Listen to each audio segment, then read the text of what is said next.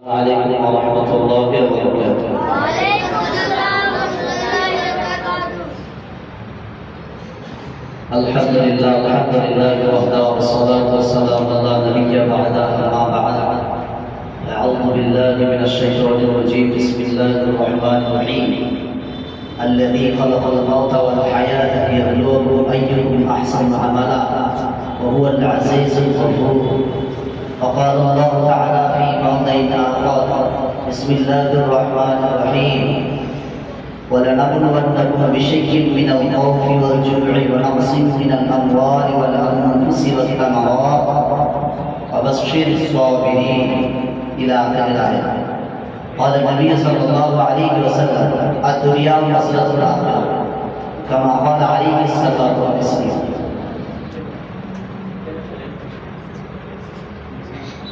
সম্মানিত শ্রদ্ধেয় ইসলাম দরদি ভাতৃবৃন্দ,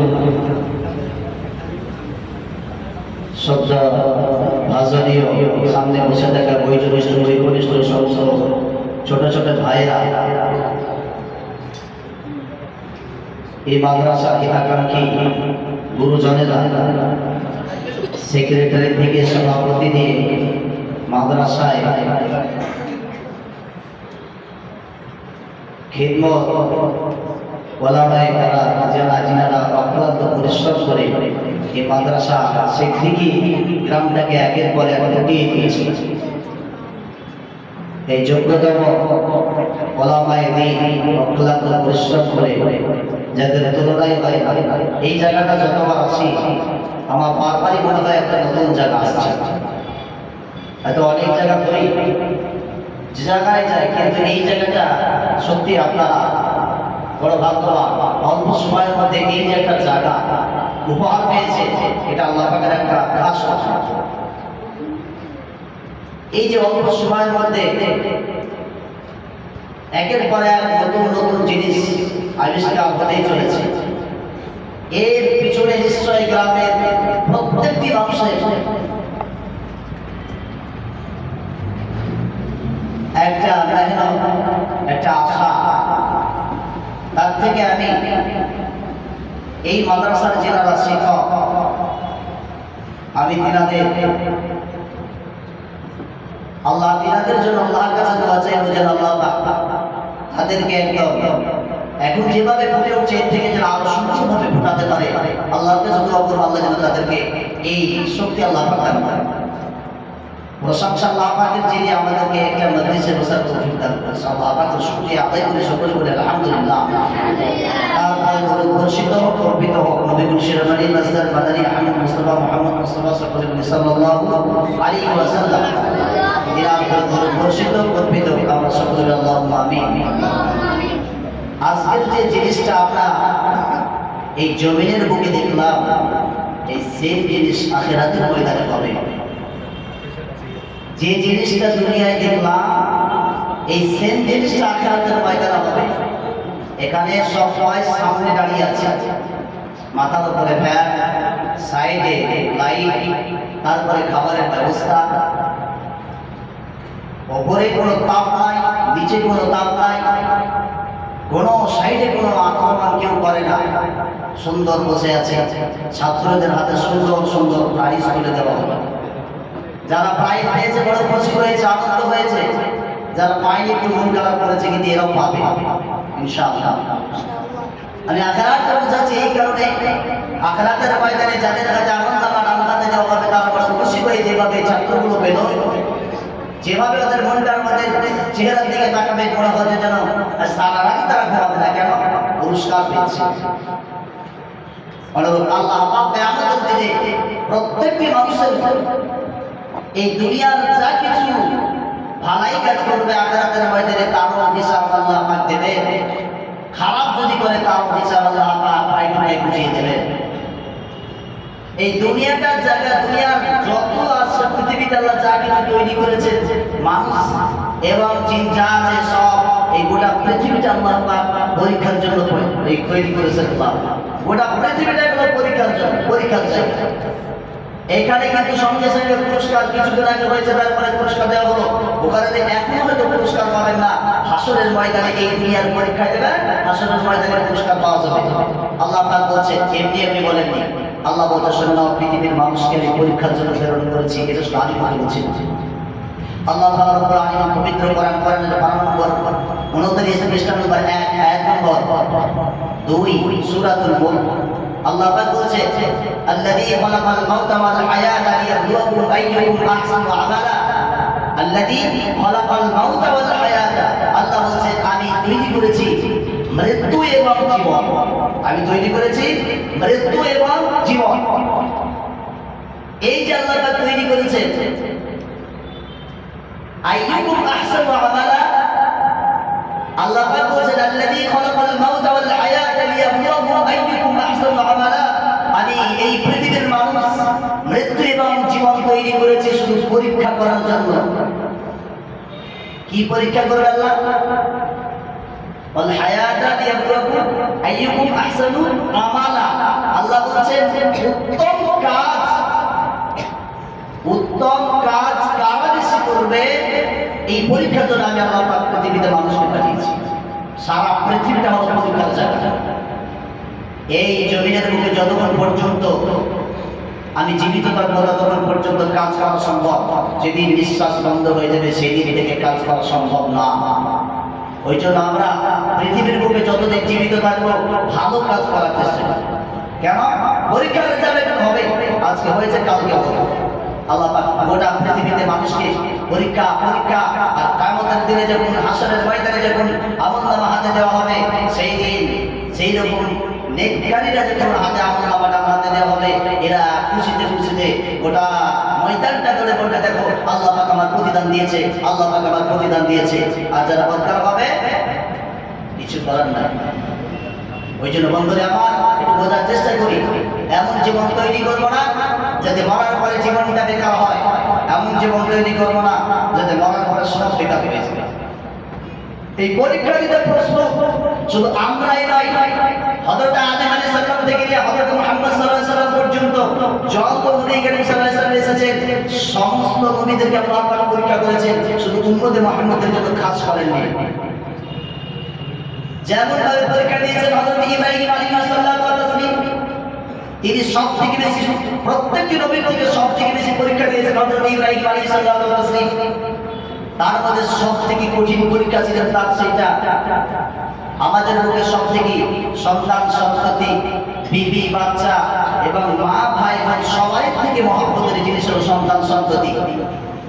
আল্লাহ পাক ওই দিন পরীক্ষা করেছিলেন হযরত ইব্রাহিম আলাইহিস সালাম ওয়া তাসলিমকে, যখন আল্লাহ পাক বলেন তোমার প্রাণ প্রিয় তোমার কলিজার টুকরা তাকে আমার রাস্তায় করে দেয় মানে জবাই করতে হবে।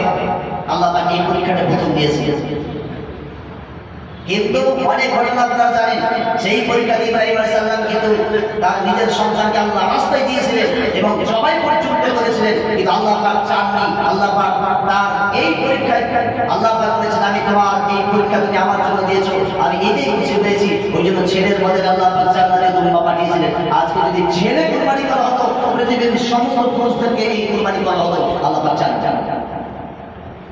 আরো দিয়েছিলেন যেমন হযরত ইব্রাহিম সাল্লাল্লাহু আলাইহি ওয়াসাল্লাম, তিনি যখন একটাই পরীক্ষা না একটা পরীক্ষা দিয়ে দিয়েছিলেন একবার দেখেন হযরত ইব্রাহিম আলাইহিস সালাম ওয়া তাসলিম যখন নমরুদের জামানা যখন ছিল, নমরুদ বলছে ইব্রাহিম তুমি যদি আমার কথা না শুনো, তুমি যদি আমাকে রব বলে মেনে না নাও, তুমি যদি আমার গোলামি না করো, তোমার রবের জন্য গোলামি না ছেড়ে দাও, আমি তোমাকে কিন্তু ছাড়বো না। এরকম করে একের পর এক টর্চার করতে আরম্ভ করলো। শেষ পর্যন্ত ইব্রাহিম আলাইহিস সালামকে পরীক্ষার কথা বলছি ভালো করে মাথায় রাখেন। হযরত ইব্রাহিম আলাইহিস সালাম ওয়া তাসলিমকে যখন বললেন তার শরীরকে বললেন তোমার অঙ্গনে গুন্ড তোমরা জ্বালাতে আরম্ভ করো। কয়েকদিন ধরে গুন্ড জ্বালার পরে ইব্রাহিম আলাইহিস সালাম ওয়া তাসলিমকে নঙ্গা অবস্থায় ওই আগুনের মধ্যে ফেলে দিয়েছিল। এটাই ছিল ইব্রাহিম আলাইহিস সালামের কঠিন পরীক্ষা। হযরত ইব্রাহিম আলাইহিস সালাম ওয়া তাসলিম যখন তাকে আগুনে ফেলে দেওয়া হলো, আল্লাহ পাক তাকে কেমন মেহেরবান তিনি কত দয়াবান। আল্লাহ যারা আল্লাহ হয়ে যাবে পৃথিবীর সমস্ত জিনিস তার হয়ে যাবে, আর যার আল্লাহ হবে না পৃথিবীর কোনো জিনিস তার হবে না।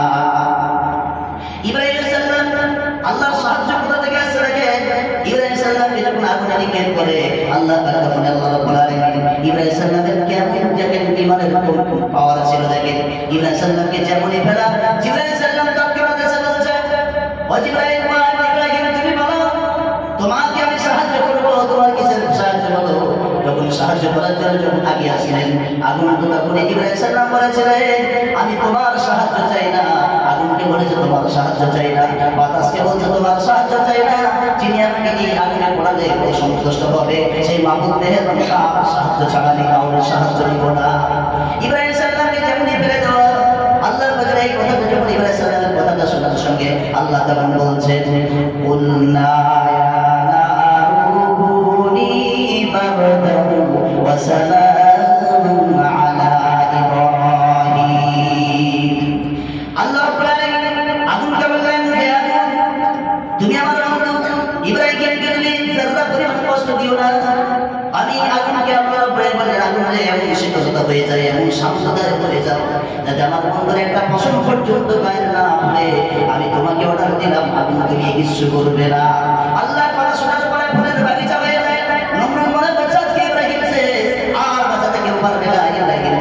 তারপরে যখন কিছুক্ষণ পরে দেখছে যখন তারপরে যখন ঢুকি মেরে দেখে ওই আগুনের গোড়াটা আগুনের আংরাটা ফুলের বাগিচায় পরিণত হয়ে আছে এখানে বোঝা গেল একটা ইব্রাহিম আলাইহিস সালাম একটা জিনিস বুঝিয়ে দিয়েছেন কি আল্লাহ পাকের যারা হবে আল্লাহ বলছেন পৃথিবীর যতই আযাব আসুক না কেন আমি যা হয়ে যাব পৃথিবীর কেউ তাকে শাস্তি দিতে পারে না এরকম করে একের পর এক নবীদের ঘটনা ঘটে গেছে বন্ধুরা আমার বলার উদ্দেশ্য এটাই পৃথিবীর সমস্ত যা কিছু আছে সব পরীক্ষার জন্য আল্লাহ এই পৃথিবীতে যেমন ভাবে আপনি পরীক্ষা দিবেন আপনার আমার পরীক্ষা কিভাবে দিবেন আল্লাহ দেখেন আল্লাহ বলছেন ওয়ালা নাবুলু আন্নাকুম বিশাইইম মিনাল খাউফি ওয়াল জুউ ওয়ালা নাবুলু আন্নাকুম বিশাইইম মিনাল খাউফ আল্লাহ বলছেন আমি তোমাদেরকে পরীক্ষা করব কি দিয়ে দেখো ওয়ালা নাবুলু আন্নাকুম বিশাইইম মিনাল খাউফ তোমাদেরকে আমি ভয় দিয়ে আমি পরীক্ষা নিব এমন এমন তোমাদের কাছে হাজির করব এমন এমন কাজে তোমাদের কাছে হাজির করব যেগুলো তোমাদের জন্য বড় কষ্টদায়ক হবে যেগুলো তোমাদের জন্য কষ্ট হবে আল্লাহ বলছে প্রথম নম্বরে মানুষকে কি দিয়ে ভয় দেখাবে ভয় দেখিয়ে মানুষকে পরীক্ষা দেবে বলে না বুঝান্নাকুম বিশাইইম মিনাল খাউফ ভয় দেখিয়ে আল্লাহ পরীক্ষা নেবে ওয়াল জু আল্লাহ বলছে মানুষকে খিদার্ত অবস্থায় পরীক্ষা দিবে খিদার্ত অবস্থায় আপনি আল্লাহর ইবাদত করবেন কোরআন তেলাওয়াত করবেন সব করবেন তারপরে আল্লাহ পাক আপনাকে না খেয়ে রেখে দেবে সব করবেন তারপরে আল্লাহ দেখবেন কোন হঠাৎ করে দেখবেন আপনার খাবার নাই খুব অভাব পড়ে গেছে আপনার বড় কষ্ট হচ্ছে আমি আল্লাহর ইবাদত করি কোরআন তেলাওয়াত করি তারপরে আল্লাহ পাক আমার খাবার রুজি ঠিক মতন পৌঁছায় না এইভাবে সাহাবা ইকরাম রাদিয়াল্লাহু তাআলা আনহু তেনাদের সমস্ত সাহাবীরা নিজের জীবনটাকে এমনভাবে আল্লাহর সামনে পরীক্ষায় ফেলে দিয়েছে জমিনের বুকে এমনভাবে পরীক্ষা দিয়েছে খাবার নাই 3 দিন ধরে চুলা জ্বলেনি আগুন জ্বলেনি পানি খেয়ে তারা জীবনযাপন করেছে তো আল্লাহর রাস্তা থেকে এক বিন্দু ফিরে আসে তো আল্লাহর রাস্তা থেকে এক বিন্দু পিছন পা হয়নি নিজের জীবনটাকে আল্লাহর রাস্তায় দিয়ে দিয়েছে নিজের সন্তানকে ভাই হিসেবে ব্যবহার করে দিয়েছে শুধু আল্লাহর পরীক্ষায় পাস হওয়ার জন্য আমরা দুর্ভাগ্য আমাদের পরীক্ষায় পাস হওয়ার জন্য আশাই নাই মনে হয় আমাদের জান্নাতের কোনো আশা নাই ওই জন্য সবসময় বিপদ হয়ে গেলে আমরা পিছিয়ে চলে আসি বিপদ হয়ে গেলে পিছিয়ে চলে আসি এই বিপদের ব্যাপারে দুরকমভাবে আমরা মানুষ ব্যবহার করি আমরা কিছু কিছু মানুষ বিপদ যখন চলে আসে এক সম্প্রদায়ের মানুষ তারা তৎক্ষণাৎ মসজিদে ঢুকে যায় আর আল্লাহর কাছে টাকাটাকি করে আর আরেক সম্প্রদায়ের মানুষ যখন বিপদ হয় বলে নামাজ পড়ছে রোজা রাখছে তারপরে বিপদ দিচ্ছে আর নামাজই পুরো চলে যায় আল্লাহ রাব্বুল আলামিন বলেন শুনে রেখে দাও এমন একটা মানুষ আছে যে মানুষগুলো তারা যখন তারা বিপদে পড়ে যায় আল্লাহর কাছে এই দোয়া তখন তারা মসজিদে হাজির হয়ে যায় বিপদে জায়গায় যায় বাবা মুসিবত দূর হয়ে যায় ইমাম সাহেব বলে দিয়েছে আপনি নামাজ পড়লে আপনার সব বিপদ দূর হয়ে যাবে বন্ধুরে আমার ভালো করে কথাটা শুনুন আল্লাহ বলছেন আল্লাহ রাব্বুল আলামিন বলেন ওয়া ইযা মাসাল ইনসানা দুররু দাআনা লিজান্নিহি আও কামিদান আও কাইমা মানুষ যখন বিপদে পড়ে আল্লাহর কাছে টাকাটাকি করে করতে আল্লাহকে টাকাটাকি করে আর ওই মানুষটা যখন বিপদ থেকে উদ্ধার হয়ে যায় ফালাম্মা কাশাফনা আনহু দুররাহু মাররাতা আন লাম ইয়াদুরু মাসসা। আল্লাহ বলেছেন এই ব্যক্তি যখন বিপদ থেকে উদ্ধার হয়ে যায় তারপরে এমন ভাবে আমাকে ভুলে যায়, রবকে ভুলে যায়, এমন ভাবে আল্লাহকে ভুলে যায়, মনে করছে যেন জীবনে কোনোদিন ওই বিপদের সম্মুখীন সেই ব্যক্তি হয়নি। আল্লাহ বলছেন শুনে নাও, তোমার এখন একটা সময় এসে যাবে যে সময় তুমি চাইবে, ওই সময় আমি আল্লাহ কিন্তু তোমার চাইবো না। আর ওই দিনটা আসার আগে তোমার জীবনটাকে এমন ভাবে তৈরি করবো যাতে মরার পরে জীবনটা তোমার এই পরীক্ষার ছাত্রদের মতো দিলে আর সেই দিন খুশিতে আত্মহরা হয়ে জান্নাতের দিকে যেন যেতে পারি। আল্লাহ তার পরীক্ষা দেবে, ভয় দেখিয়ে দেবে, খোদার কিতাব অবস্থায় দেবে।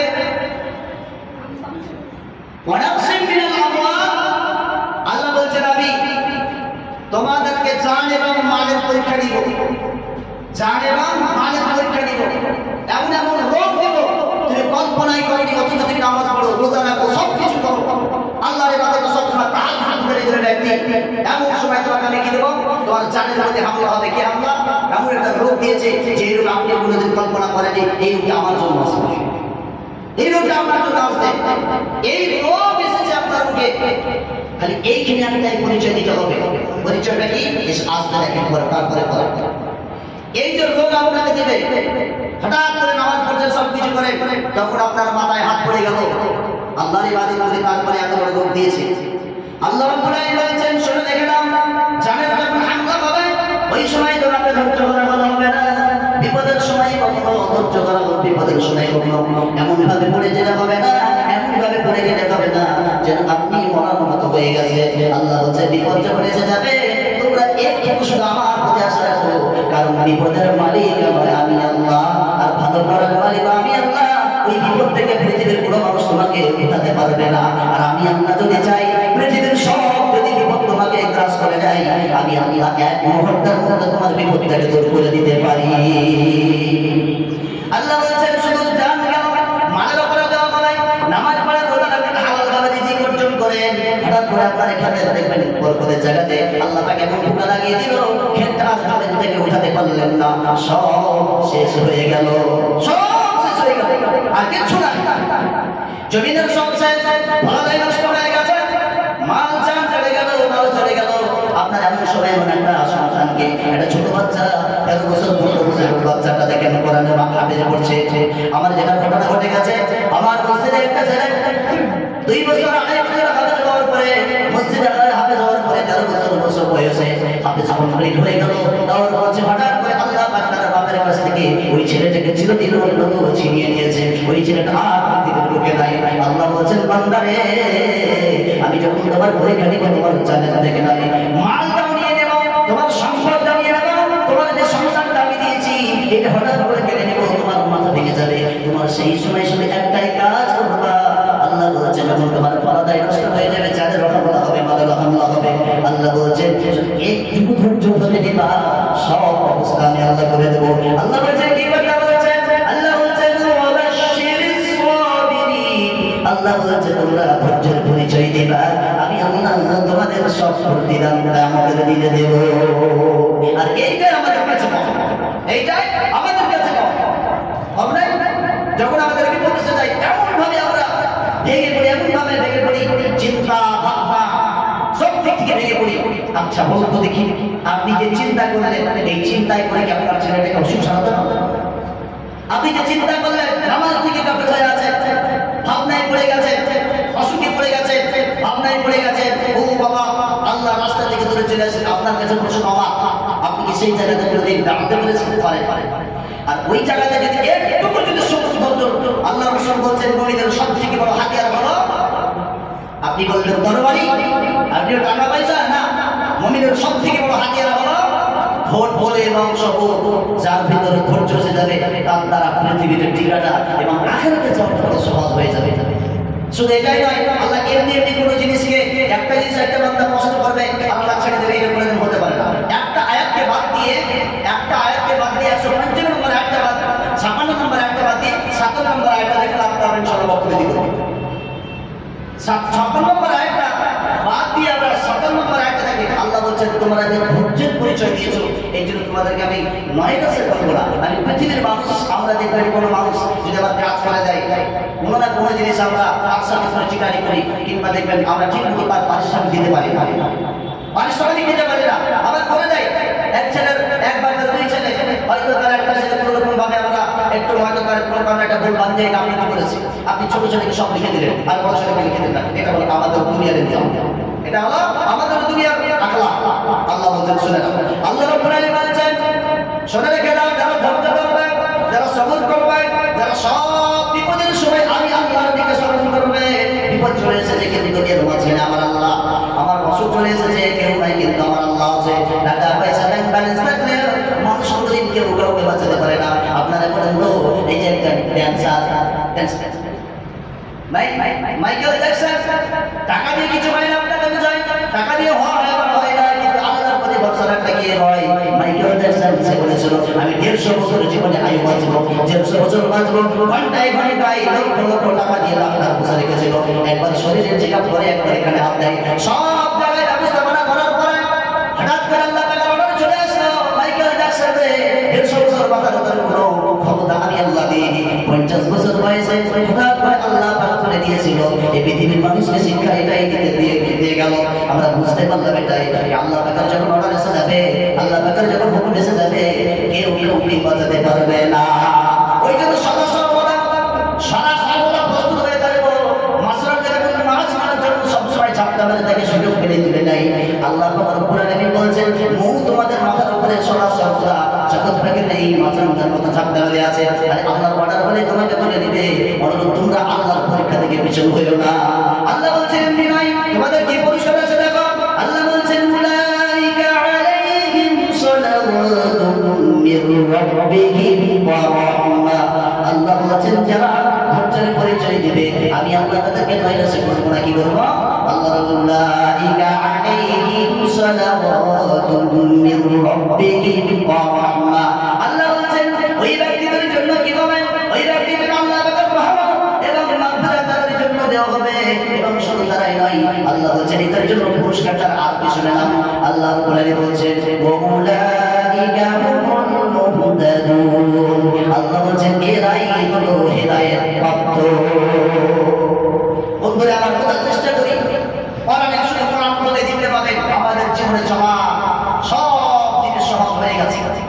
ওই জন্য আমরা এই পৃথিবীটা হলো পরীক্ষার জায়গা, এই পরীক্ষা যেন ফেল না হয় এই দিকে লক্ষ্য রেখে আমাদের জীবনটাকে চালাতে হবে। আজকে আমাদের যেমন ছাত্ররা কত সুন্দর পুরস্কার পেয়ে মুখে হাসি নিয়ে তারা দেখে মা বাপকে বলবে আব্বা আমি তো পুরস্কার পেয়েছি, মাদ্রাসায় ফার্স্ট হয়েছি। ছাত্ররা বলবে আমি সেকেন্ড হয়েছি। পুরস্কার পাওয়ার জন্য তারা খুশি, আর পুরস্কার যারা পায়নি কি ব্যাপার ছেলে, এটা মানে দৃষ্টান্তমূলক বলছি। পুরস্কার পাইনি ছেলেটাকে জিজ্ঞাসা করা হবে কি ব্যাপার তুমি পুরস্কার পাওনি? বলে আমি পরীক্ষায় উত্তর পাইনি, ইনশাআল্লাহ সামনে বছর দেখবো। এটা দুনিয়ার জন্য সুযোগ আছে, কিন্তু আখিরাতের জন্য দুনিয়া থেকে যদি আপনি বরবাদ হয়ে দুনিয়া থেকে চলে যান, আখিরাতের কোনো দ্বিতীয় সুযোগ থাকবে না। প্রথম সুযোগ আল্লাহ পাক বলে বিচার আরম্ভ হবে। বিচার আরম্ভ হওয়ার পরে যে যা দুনিয়ায় যা করেছে আখিরাতের ময়দানে সেটাই হবে। এই দুনিয়াটা হলো ভবের বাজার, আর দুনিয়ার বাজার হলো আখিরাত। এই দুনিয়াটা হলো আখিরাতের বাজার, দুনিয়াটা হলো আখিরাতের বাজার। আমরা দুনিয়ায় এমন কাজ করবো না যেটা আমাদের জীবনটাকে কাটে। আমি শেখ দিকের মানুষকে বিশেষ করে আপনাদের কাছে অনুরোধ করজোর নিবেদন করে আমি বলবো, এই যে আমি আজকে আপনারা বলুন তো, আজকে আমার বন্ধুরা কালকে ফোন করছে, বলছে বন্ধু এখানে আজকে পুরস্কার বিতরণ হবে, তুমি আসবে। আমি সত্যি কথা বলছি, শেখ দিকের যখন নাম শুনি হাজারো যদি ফোন করতাম দেখেন শেখ দিকে মানুষ আগে আসে। কেন? এখানে যতবার আসে ততবার নতুন নতুন জিনিস দেখতে পাই। এখানে আপনাদের নিশ্চয়ই কোনো আপনাদের একদম আমি 100% দৃঢ় বিশ্বাস আমার আছে এই গ্রামের প্রত্যেকটি মানুষ মাদ্রাসাকে ভালো চোখে দেখে, একদম ভালো চোখে দেখে। আমি আপনাদের কাছে আশা রাখবো নিজের ব্যক্তিগত যদি রাগ থাকে আপনি এই এতিম ছেলেদের প্রতি কোনো আক্রমণ করবেন না। নিজের ব্যক্তিগত রাগ থাকলে আপনি তাদের সামনে তাদের সেখানে মাটি দেন, কিন্তু আপনি কোনো মানুষকে ক্ষমা করতে শিখুন, মানুষকে ক্ষমা করতে শিখুন। এই বাচ্চাদের প্রতি যদি নেগলেক্ট না করে আপনাদের মাদ্রাসা, আমি আশা রাখবো আজকে বার্ষিক হয়েছে, কালকে যেন এর থেকে আরো জায়গায় যাই। আমি আশা রাখবো আপনাদের কাছে শেষ পর্যন্ত যেন মিসকাতের জায়গাতে পৌঁছাই। আলহামদুলিল্লাহ যা সুন্দর জায়গা, এরকম জায়গায় না হয় পশ্চিমবঙ্গের আছে এরকম সুন্দর জায়গা আমার মনে হয় দেখা যায়। আমি যত বললাম এরকম পশ্চিমবঙ্গের মধ্যে এখন মনে হয় এত সুন্দর জায়গা আছে, বড় বিল্ডিং আছে, 2 তলা 3 তলা 4 তলা বিল্ডিং আছে, এরকম সুন্দর একটা ফাঁকা সারা একটা জিনিস আমরা পাই চোখে দেখি। এত সুন্দর জায়গাটা যদি নষ্ট না হয়ে যায় এটা মাথায় করবেন। আজকে থেকে অনেক মাদ্রাসা এই না থাকার কারণে এই মাদ্রাসাগুলোকে তার মজবুত করে ধর্ণা করার কারণে সরকারের হাতে এগুলো কবজা হয়ে যাচ্ছে। এই মাদ্রাসাটা এমনভাবে পড়ে থাকবেন যাতে কেউ আক্রমণ আপনাদের মাদ্রাসা না করতে পারে। এই দিনটা বলেন ইনশাআল্লাহ, চলবে ইনশাআল্লাহ, ইনশাআল্লাহ হাত তুলে বলেন ইনশাআল্লাহ। আমি আশা রাখবো আপনাদের কাছে, এই আশা রেখে আমি আপনাদের কাছে মাদ্রাসা ওস্তাদ এবং মাদ্রাসা হিতাকাঙ্ক্ষী যারা আছে আমি সবারই কাছে করজোর আবেদন একটাই করব, আমাদের যে ছাত্রগুলোকে তার মা বাপরা দিয়েছে তাদের লক্ষ্য জায়গাতে যেন তারা পৌঁছায়। একটা শিক্ষক একটা মায়ের সম্পূর্ণ থেকে বেশি বলে কেন? ইমাম মালিক রহমতুল্লাহ আলাইহি, আমি কেন কথা বলেছিলাম, ইমাম মালিক রহমতুল্লাহ আলাইহি জিজ্ঞাসা করা হয় ছাত্রদের কথার জন্য, ছাত্রদের জন্য বলছেন তোমরা বাবা শিক্ষকদের সাথে কি ব্যবহার করবা? তোমাদের শিক্ষক এর মাথার তাজ বললে একদম চলে, মাথার তাজ। এটা তোমাদের এই শিক্ষকদের প্রতি যদি সহানুভূতি তোমরা দেখাও, এদের প্রতি আদর আখলাক দেখা সব পেয়ে যাবে। ইমাম মালিক রহমতুল্লাহ আলাইহি তিনি বলছেন, তেনাকে জিজ্ঞাসা করে আপনার কাছে সব থেকে বেশি কাকে আপনি বেশি মনে করেন আপনার কাছে প্রাণ দিয়ে, কাকে সম্মানের যোগ্য মনে করেন? ইমাম মালিক রহমতুল্লাহ আলাইহি বলছেন আমার উস্তাদকে আমি মনে করি সব থেকে আমার প্রাণ প্রিয় এবং সম্মানের যোগ্য। তার আরো অন্যান্য সহযোগীরা তারা বলছে আপনি কথাটা কেমন বলছেন? আপনার মা বলে আমার মা আছে, কিন্তু শিক্ষকদের এই কারণে বললাম একটা শিক্ষক মার সাথে কি ব্যবহার করতে হয় একটা শিক্ষক আমাকে শিখিয়েছে, বাবার সাথে কি ব্যবহার করতে হয় একটা শিক্ষক আমাকে শিখিয়েছে, আল্লাহ কি এটা শিক্ষককে শিখিয়েছে, রাসূল কি এটা একজন শিক্ষককে শিখিয়েছে, গ্রামের সাথে কি ব্যবহার করতে হবে একজন শিক্ষককে তার আদর্শটা এনে দিয়েছে, একজন শিক্ষককে শিখিয়েছে রাস্তায় যখন চলবা যদি কোনো কষ্ট হয় জিনিস পড়ে থাকবা কি ব্যবহার করবা একজন শিক্ষক সব শিখিয়ে দিয়েছে। ওই জন্য আমি গ্রামের সকল মানুষকে বলবো আলেমদের প্রতি ভালো ব্যবহার করবেন। এই মাদ্রাসার যে শিক্ষক আছে তাদের প্রতি কোনো যারা পরিমাণের কষ্টটা পাই এরকম দিকে আপনারা নজর দেখে তাদের প্রতি ভালো নজর দেখে চলার চেষ্টা করবেন। ইনশাআল্লাহ আল্লাহ পাক আরো আপনাদের গ্রামে আরো ভয় করতে দেবে, তারা ভাবতে পারবেন আমরা একটা জায়গায় পৌঁছে যাবে ইনশাআল্লাহ মাদ্রাসা। আল্লাহ পাক আমাদের সকলকে আমাকে বলার আপনাদেরকে সন্তান করে আমল করার তৌফিক দান করুন। ইব্রাহিম জীবন বাসানো হয়ে গেল কুরবানি ছোট ভাই ভাই সকল কথা দিয়ে ওয়া আলহামদুলিল্লাহ।